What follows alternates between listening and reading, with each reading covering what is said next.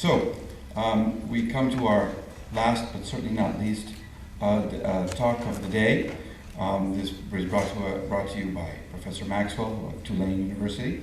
And she will obviously deal with, well, from in what we would call contemporary time, modern time, this last Baqtun, and her talk, Cycle 13, Eve of a New Maya Dawn. Judy.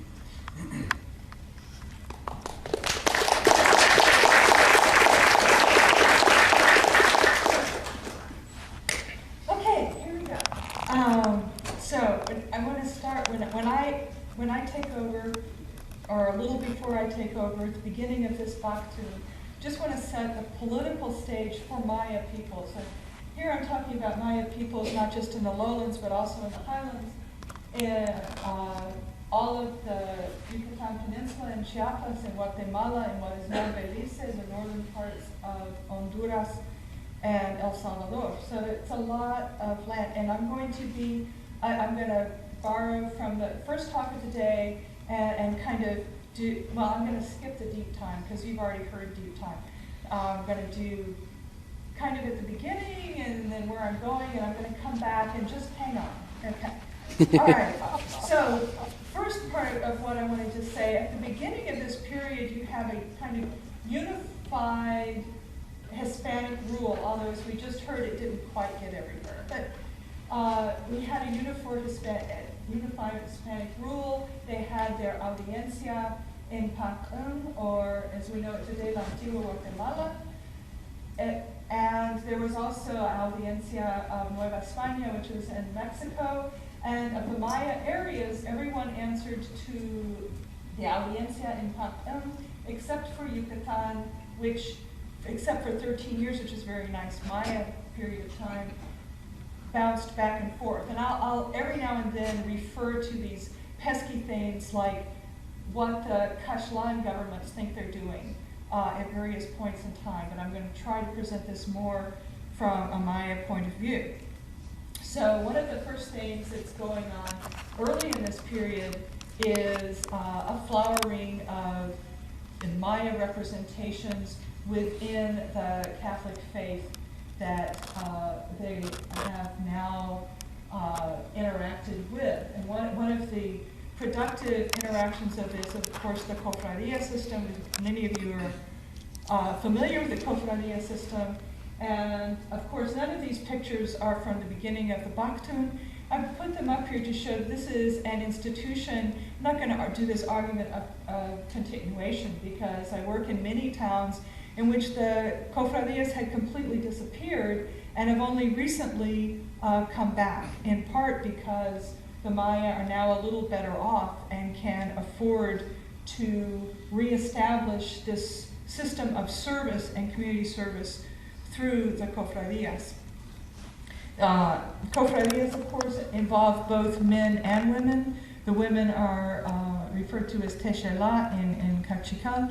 And we also have these dance dramas, which many people have argued that dancing is part of Maya display, and you saw earlier glyphic representations of this.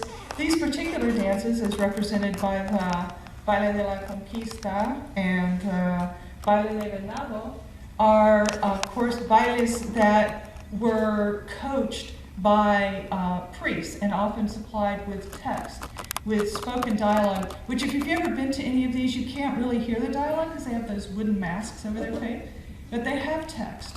And these are representations. Many of these dances had also died out almost completely in Guatemala during the years of the genocidal war.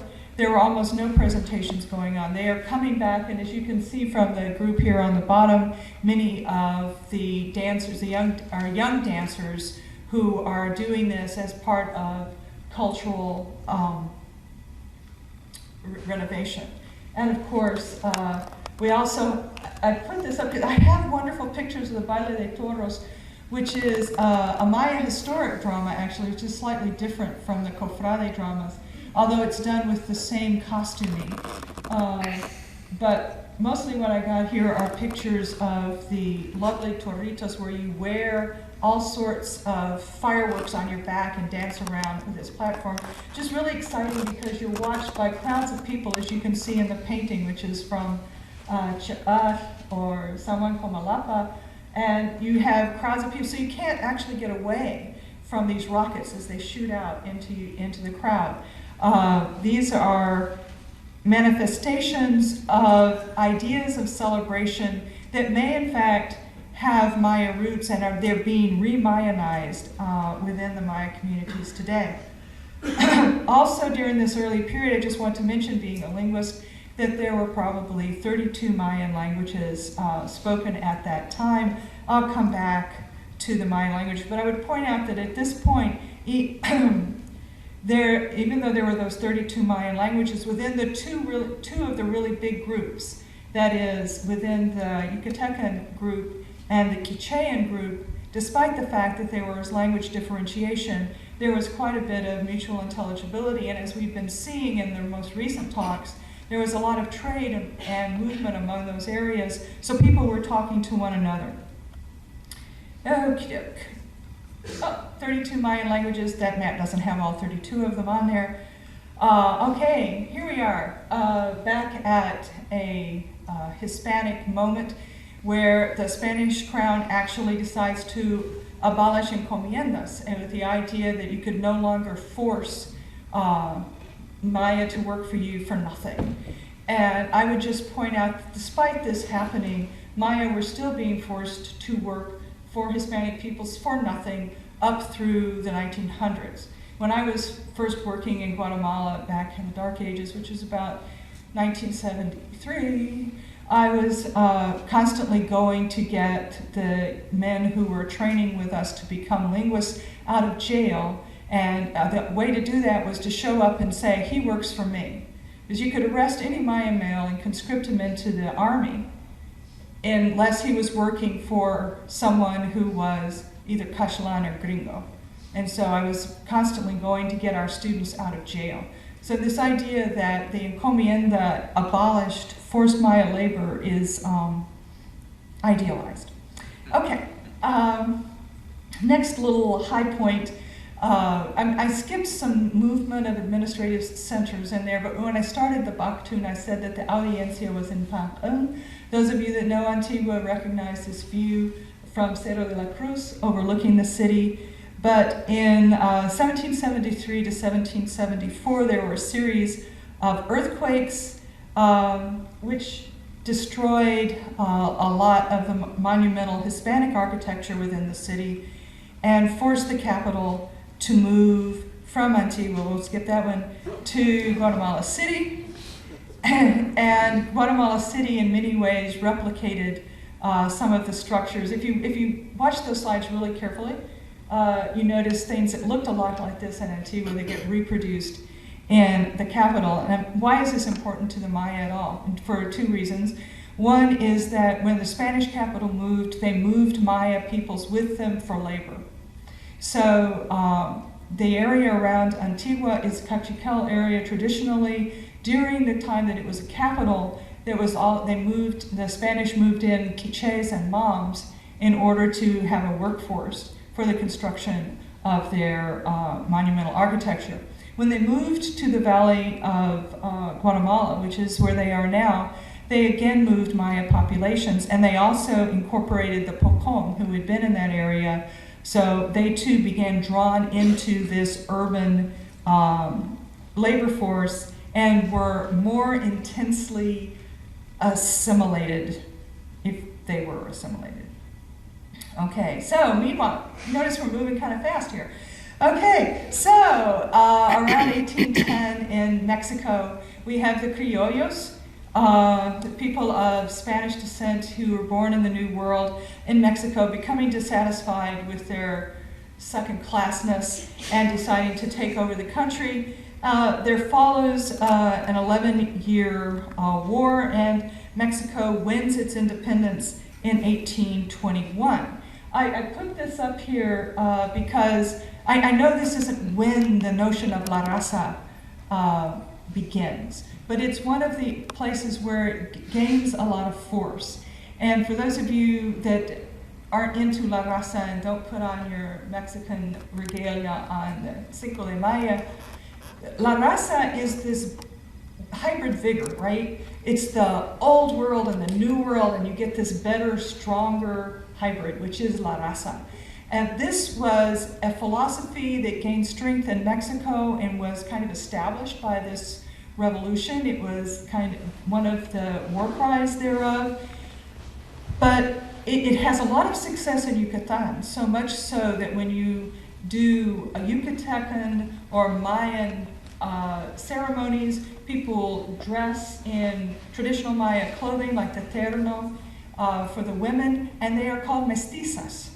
So this idea of mestizaje and the idea that you've got this new race that is neither old world nor new world comes out at this time. It doesn't make it everywhere. It doesn't make it too well in Chiapas, and it certainly didn't get down into Guatemala. Although, at that same time, you've lost track of what time we're at. We're at 1821. At that same time, what was Guatemala, decides that if Mexico can do it, we can do it too. So they declare themselves to be independent, and they flirted with Mexico for a while. So they declared themselves independent from Spain and allied themselves with the Mexican Empire, and that lasted all of 2 years. So they didn't really want to be Mexicans. However, when what was going to become the Republic, oops, I should probably move right along right here. Okay, to the Federación de Estados Centroamericanos, we have a brief flirtation with forming a political unit of the rest of the captaincy of Guatemala. At that point, Chiapas does not leave Mexico. So at this point, Chiapas becomes separated from Guatemala, and this will have repercussions for Maya peoples. Although, like people like the Tojolobal, the Tzeltal, and the Tzotzil, who are close to Guatemala, successfully ignore that border for hundreds of years. So the romerias that came to places like San Mateo Ixtatan, which you saw in some previous presentations for salt, continued to do that even after that boundary was drawn. Okie doke. So independence is catching. The central highlands of Guatemala decided that they didn't need to be part of Guatemala. They could be their own republic, and declared a Republic de los Altos, and with the capital in Xela, aka Quetzaltenango. Meanwhile, completely kind of like on a different trend, because we don't really care about all these goings on, Stevens and Catherwood have begun to do their famous explorations looking for Maya temples. This began in 1839. And this becomes, why is this important for the Maya people? Maya joke that, oh, you discovered this place. I went with Dr. Hill to Culquad, which is the seat of judgment outside of Ixinche, which was the Cachiquel political capital. And we were just going out there so I could show him the platform. And I was so excited. Oh, we got to get a grant. We got to excavate this. It's going to be wonderful. And Pakal Balam, not the one that you saw slides of, the man who's alive today, Pakal Balam looked at me and said, "So you've discovered this temple." So there's a sense in which when we say discover here, we're talking about rediscovery or discovery from the Western point of view. But why does that matter to the Maya? It matters to the Maya because their history then is out of their hands and becomes appropriated by the governments and by other people. So that if you look at the money of any of these republics that we're talking about, well, except Honduras and Salvador, if you look at their money, they have Maya and Aztec imagery on the money. And the Guatemalan money has the numbers in both systems, in the Maya system and in the Latin system. so that you can see that they knew the Maya were there. But those ancestors then, with the temples and everything, become symbols of the Kashlan Republic. It's only been in very recent years that the Maya have been able to, in some ways, take back their history. All right, so these explorations, even though Maya were kind of tangential to them, serving as guides and then serving as laborers, not as the intellectual authors of them, become very important for Maya peoples.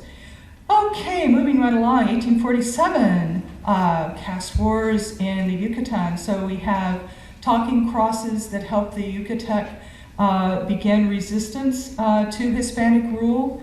So you have whole communities that rise up and have very successful resistance communities, remained in armed conflict up into the early 1900s. People disagree about when the revolt ended, and some people would say that some of the Crusoe villages never came back under direct Hispanic rule, or at least Kashlan rule.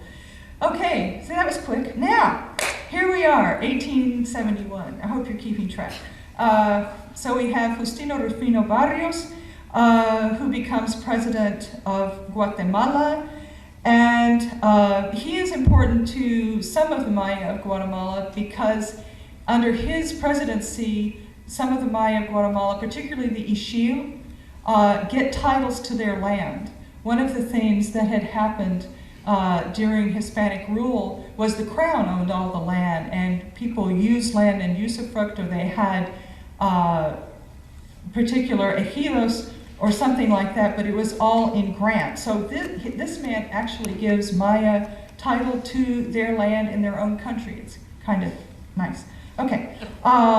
He also, so here's some Ixil people. They aren't talking about how excited they are to get their land. They're talking about how excited they are that Rios Montt just got charged with genocide. Another thing that Barrios did, however, is he decided that the way to bring Guatemala kicking and screaming into the world economy was to produce coffee. And as I'm fond of saying, what would you do if you wanted to produce more coffee? You would bring in Germans. And so he went to Germany and actively, well, he didn't go to Germany, sent people to Germany to recruit people to come to Guatemala, gave them large land grants. Those landowners then returned to Guatemala and brought in business people to help them run those. Now, of course, the world coffee market plummeted back in the 70s and 80s, so we're back to niche production. This is a Tzutujil man from San Juan, La Laguna, and who has a few acres of coffee production. You see, this is him grinding his coffee. He sells to international market. This is him sealing his liner bags. So we've gone from mass production of coffee on huge plantations back to niche kind of boutique coffee. Okay, meanwhile, back at the ranch. Next up, Manuel Estrada Cabrera. Why is he, well, he's important for many reasons, but skipping all those, we're going to say, yes, why is he important to the Maya? Okay, got it, bananas, Banana Republic, moving right along. Jorge Ubico Castañeda. Jorge Ubico is kind of a culture hero in Guatemala, which is kind of weird because everybody feels very comfortable calling him a dictator. Something about, being ruling from 1931 to 1944 with no elections, something like that. But the Maya of Guatemala see him as a friend because he would sometimes disguise himself as a Maya and go into one of the dependencies that was supposed to be supplying services, be they healthcare centers, be they courts, and see how he was treated. And if he was treated poorly, he would come back and fire everyone and start over. So despite his position as a dictator, he's looked on well. He's also one of the first rulers of Guatemala to say that the Maya should be educated and that they had the right to be educated in their own language as well as in Spanish. Okay, meanwhile in Yucatan, lest we leave our friends without talking about them too much, In 1937, we have the foundation of Umolai Ahmayat an Yucatan. So the Academy of the Maya Language, I would point that out, the Academy of the Maya Language was founded in 1937. It didn't get official government recognition in the sense of being incorporated into the Secretaría de Relaciones Exteriores until 1992, but it has a deep history. And it is well respected within the area. So here we have the alcaldesa of Mérida giving a speech talking about how important the Mayan language is and congratulating these recipients of their plaque that says they have completed a course in Maya language reading and writing. Okay, so here we are at Abico again. Why are we back at Abico? We're back at Abico because somebody finally decides he's had long enough in office and gets kicked out by a coup. After the coup, this man, Juan José Arevalo Bermejo, is elected, and he actually serves his entire time in office. He is the champion of this strange idea that indigenous people are citizens of the country in which they are living, and which was their country before there was anybody else to tell them otherwise, and that they have rights that everybody else who's a citizen has, such as the right to vote, such as the right to go to school. And he tried to establish those things, and he greatly increased bilingual education, because although Biko said you should have it, he didn't actually open a lot of schools. So Arevalo Bermejo is one of the first to actually build a lot of schools in the Maya area. He's succeeded by Jacobo Arbenz Guzman, who you probably know of very famously. He had this idea that people who work the land should own the land. You've heard that? Okay, it was not popular. This is not popular, and he was ousted by the CIA, which led to everything else that's happened in Guatemala since then in many ways. I would point out that this 10 years of these last two presidents are known as the 10 years of spring in Guatemala. This is an idea that there was actually at one point democracy, and theorist Carol Smith, an anthropologist, points out that it's during this period that the biggest incursions since the actual arrival of the Spanish into Maya culture, Maya cultural practices, ideology, and language use happened because Indians were actually allowed into government and into public spaces. And so this was one of the periods where there was the quickest and most visible loss of indigenous practices. Okay, so about this time also, you have this man, William Cameron Townsend, whom some of you may know as the head of SIL, which is the Summer Institute of Linguistics, aka the Wycliffe Bible translators, comes into Guatemala, and he has a revelation because God is not through talking to us, and she apparently told him that Christ would come again when the Word of God was available in all of the languages of the world so that everyone could read it. And the Word of God, in case you were confused of this, is only in 4 books of the Bible. So it's not as big a task as you might think to translate that into all the languages of the world. And he started with Quiché. This is important because it opens, not that there hadn't been Protestant missionaries in the Maya area before this, but this really opens the portal to a huge influx of missionaries. Meanwhile, not lest we forget archaeology, Pacal's tomb is rediscovered here in 1952 by Alberto Ruz, which we all know because it proves that Maya had spaceships or something. I think that was the way it goes. And then we have, meanwhile, see, I'm going back to Protestantism. I hope you followed that transition. There's Iglesia del Verbo, which is only one of many Maya groups. It becomes very important because of something that's coming up soon. This is just a contemporary to show that even though SIL was kicked out of Guatemala at the end of the 90s, there are still SIL anniversaries being celebrated within Guatemala. Why this was important is that this man, Rios Montt, whom I mentioned just a while ago as just being accused of the genocides that happened during his presidency, was and is a Protestant and a member of the Iglesia del Verbo. And one of the reasons that so many towns converted whole scale to Protestantism during this period was if you were a Protestant and a member of that church, you were much less likely to be killed by the military. Okay, equal time for all religious beliefs, sort of, or other religious beliefs. This is a Catholic practice, right? So Catholicism was still strong and continues to be strong within Guatemala. There are still many indigenous people who are Catholic and show up. These are Holy Week processions. This is actually a procession in Antigua, Guatemala, but these women have come in from all over the Cachiquel region to support their sister churches in this area. And Maya also participate in all of the trappings of celebrating Catholicism. And of course, I have to do these sawdust rugs, wonderful, beautiful, and ephemeral art.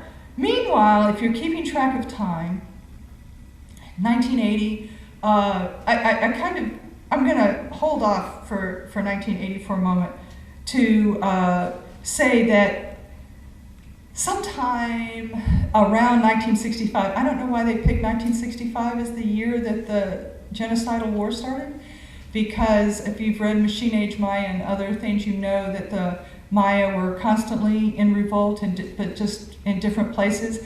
But the Civil War, I guess they count it not from when the Maya started resisting more, but when the non-Maya elites began to get training and form revolutionary brigades. But one of the things that's considered a turning point in the war was this burning of the Spanish embassy. There were people who had claimed asylum therein, including Rigoberto Menchu's father, and they were all burned alive. There were 36 dead from that. This is all recorded. I'm breaking chronology just a little bit. This is all recorded later in the reports of the various truth commissions. This is the Catholic Church Truth Commission. Monsignor Juan Jose Herrera Conedera was the intellectual coordinator of the Catholic Church's Truth Commission, and he was bludgeoned to death 2 days after the publication of this report. I know you can't read that, I'm just putting these up to show you where the worst of the violence was, and if you couldn't see that, I know you can't see this either, it just basically tells you that it was a genocidal war, that depending on who you're talking to or whose reports you read, between 83 and 94% of those killed were indigenous Maya peoples. This is, okay, mass graves, I already told you these people died. And this man was president during most of this. This is his famous symbol where he says, no robo, no miento, no abuso. It doesn't mean I don't kill my citizens. And this man was the chief of military intelligence during this period and commander of the central outpost. He is now president of the country. Okay, that was exciting. All right. Meanwhile, I'm going back in time. During this period of time when all this violence was going on in Guatemala, there were also concerted efforts to try to provide better education in rural areas. So CONALFA is the Comité Nacional de Alfabetización. They began to work very strongly in indigenous areas. Also, in 1972, the Proyecto Lingüístico Francisco Marroquín was founded. The idea of the Proyecto Lingüístico was to train Maya to be linguists, to work on their own languages so that they wouldn't need outside people to translate anything for them or to produce their books. They could do it themselves. And shameless self-promotion, the Chuch Dictionary, very exciting. Okay. Shortly thereafter, well, about 10 or 12 years thereafter, another very important thing happens. You recognize this panel from an earlier presentation. This is the tablet of the 96 glyphs. Linda Sheely, who was teaching at University of Texas at Austin, came up with a brilliant idea that, you know, she's giving all these huge workshops. Some of you have been to them in Texas, and everybody who's coming to them are all gringos or people from other countries, but there aren't a lot of Maya. And she decided to remedy that, and actually, as well as bringing Maya to Texas, she went to Guatemala and then later to Yucatan and began teaching how to read the glyphs back to the Maya people, whose writing that was. And she's been followed by a series of people. I couldn't name everyone. I didn't name Bruce Love in this group. But there has been a daughter organization now founded of Maya scholars, they're all Maya, in Sacchuen, who continue to go to communities. All you have to do is ask them, and they'll find a way to get to your community to teach you how to read in the glyphs.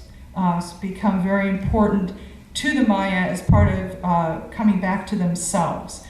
Also, meanwhile, back at the ranch, this is the, you can almost see that. It's the 1985 Guatemalan Constitution, which is important because it has this strange notion that the Maya have the right to exist in the country.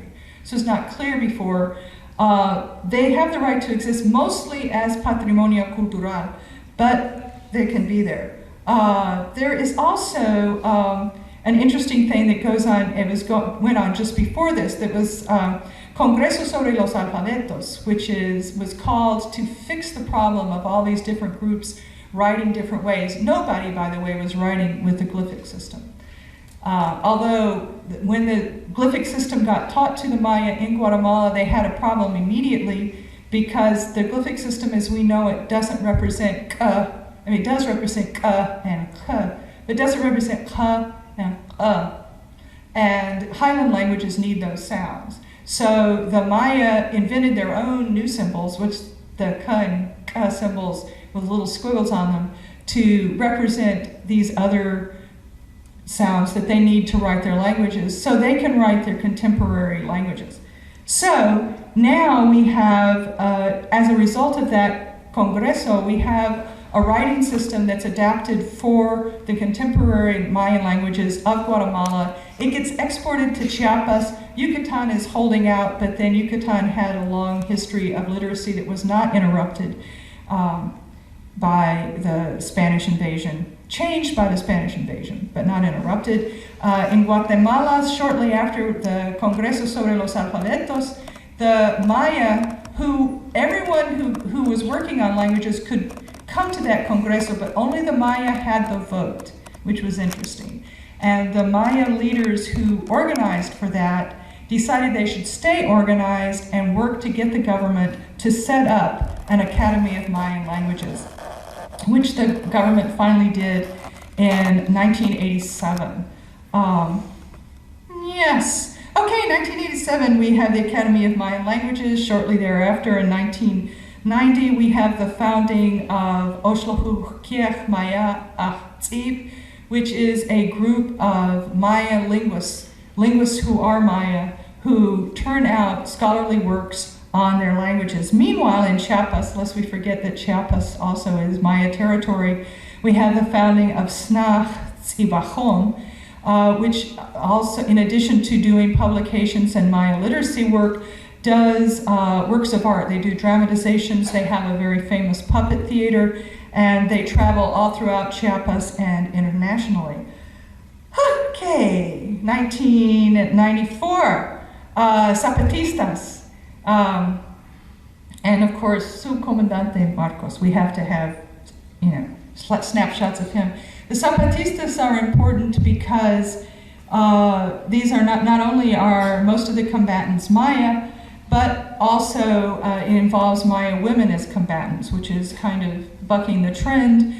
And the Maya women became politically empowered, and even though in the Zapatista territory today, many of the places that were completely Zapatista and had control all by Zapatista communities and rulers now are in some kind of dual government. So there's a Zapatista town and a paired non-Zapatista town. But this was hugely empowering, both for the Maya as a political group, but also for women. And then, of course, it introduced the world to Zapatista popular culture. You can get these on the internet. Okay, meanwhile, back at the ranch. I'm gonna come close. Okay, so we talked about two other traditions. Somehow in the middle of all this is going on at once, right? We have the Zapatistas in uprising, we have the genocidal war in Guatemala, and Maya traditional religion comes back after being suppressed. And it's not, people would argue that it was never completely gone, but it comes out of hiding. When we first had the Maya talleres in 1976, 1977, and 1978, when we did ceremony to start these, we did them hiding in the mountains. And we had to go in by twos and threes so we wouldn't be seen. Now we have Maya ceremonies that are widely attended, and many of the Maya get power from Ma Shimon, who is a cultural icon. Here you see a figure of him. You may notice that he looks a little non-Maya. There are several representations of him. Sometimes he's equated with old earth lords. Other times he's considered to be Ladino, but you pray to him so you get money, because everybody knows that Ladinos have money. And there are a lot of ritual associated with him. There's an indigenous version of him who is equated with Francisco Sojuel, who was a culture hero who was drawn and quartered by the Ladinos in his town, but continues to protect his people. Meanwhile, back at the ranch. Okay, so closing in on it. Despite the fact that the Maya were being heavily discriminated against, there began to be a few Maya in Congress, and this is Rosa Elvira Zapeta Osorio, who actually introduces into Congress a law that is designed to protect Maya public space and to actually allow Maya to get to the places where they need to go to perform ceremony. This law has been introduced into Congress every year for the past 4 years and has yet to pass. But she keeps introducing it. As long as she keeps getting elected, we have a chance. Okay, so just wanted to take a moment to talk about Maya ceremonialism and Maya time, because this is where time happens. And just in case you were worried about time ending or something like that, I want to reassure you that every time an Ahqir does a ceremony, he recreates the whole cycle for you, as well as physical space. So you needn't worry, time is there, along with all your favorite things like cigars and chocolate, other things that you might offer. New ahqiha are getting invested all the time. There are now over 150 ahqiha in the town of Tecpan, which is more than one for every 25 people in town, so we're doing really well. Other Maya sites have been rediscovered again. This was found when a man was trying to dig a well in Cerritos.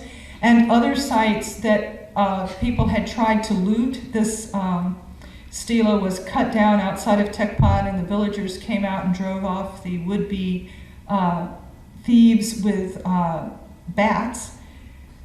And Maya religion continues to be practiced. There is a revitalization of things like the Maya ball game. Here you can see these guys are playing on a basketball court.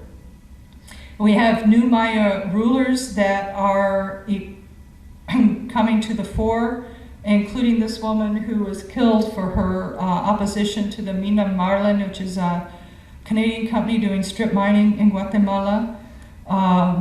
Maya rulers all over the place, coming back in a slightly different fashion with not a lot of iconography.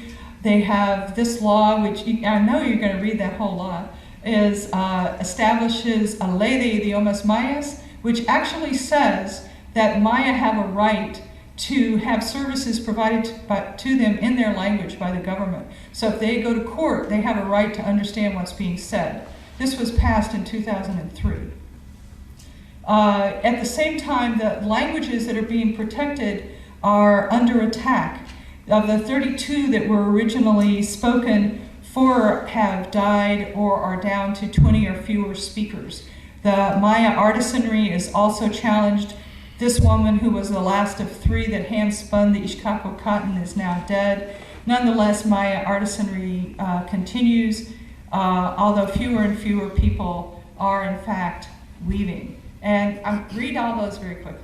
Okay. Just pointing out that the Maya, you can do iconography on this too, and you could do it better if I would go slower, but that's not going to happen. The cosmovision is there. Notice that the woman is the center of the universe. Your head comes up through the sunburst. Also, other kinds of crafts are threatened. Henequen production is still going on in Yucatan, but much curtailed, and so weaving with plastic is replacing it.